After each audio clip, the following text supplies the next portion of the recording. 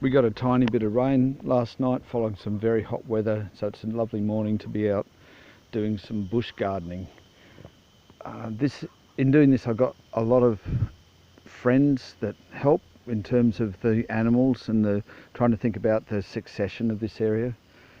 This area had been a pineapple paddock when we moved here 25 years ago, and I've done very little work on it except to try and steer the succession out, and I have a lot of help from friends here.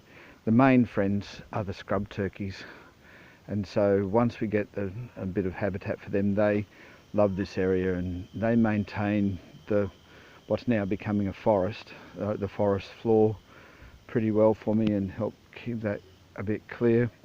And I think that's an essential ecological part of this sort of stuff. It's rebuilding sort of soil microbiology with their massive composting system that they do for free. Obviously, coming back after a pineapple paddock, this got covered in every single weed you could possibly imagine in southeast Queensland, and it's a matter of being patient and letting that succession follow through and controlling the things that you can.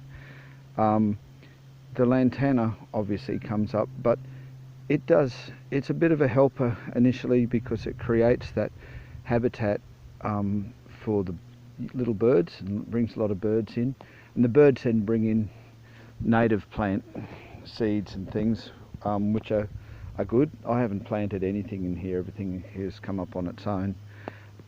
They also bring in the weeds, and the worst ones being weeds like ochna. That's a thicket of ochna down there, ochna seriolata. And so it's a matter of steering it and trying to reduce the impact of the worst weeds and encourage all the good things they bring in. I let the donkeys come up in here periodically and rain.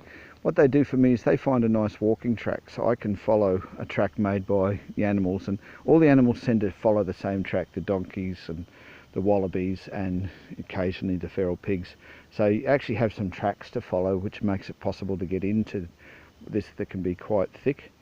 And then it's just patience, a little bit of time, and getting rid of the worst things that are going to steer the succession in the wrong way, and encouraging the things that you want, and lots of patience. As I say, this is 25 years in, so I'm not going to see the end of this area turning into a forest, but it's getting there.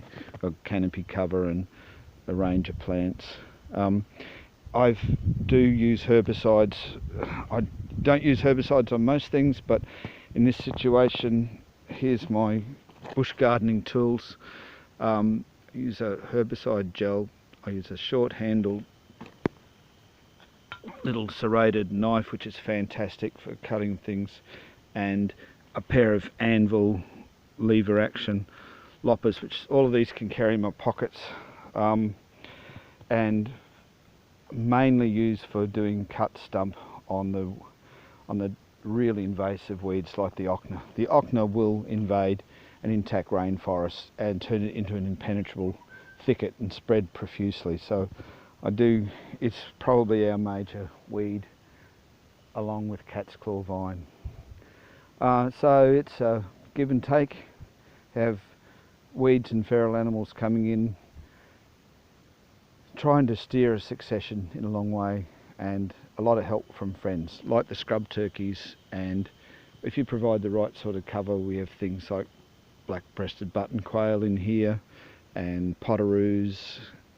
These animals are gardeners in themselves. They garden, and I think there's a lot of damage done to this soil, and they've helped repair the soil.